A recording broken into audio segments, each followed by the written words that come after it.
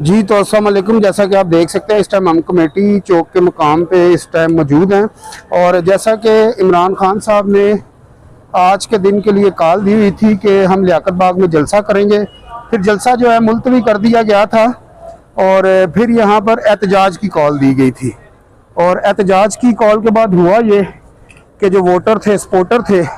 आज जैसा कि यहाँ पर पहुँचने की कोशिश भी कर रहे थे और KPK के जो अली अमीन गंडापुर है वो भी कोशिश कर रहे थे इस मुकाम पर पहुंचने की, और अभी तक उनकी कोई ऐसी कह लें कि खबर नहीं है वो कहां पर पहुंचे हैं, क्या है। इस टाइम हम कमेटी चौक के मुकाम पर मौजूद हैं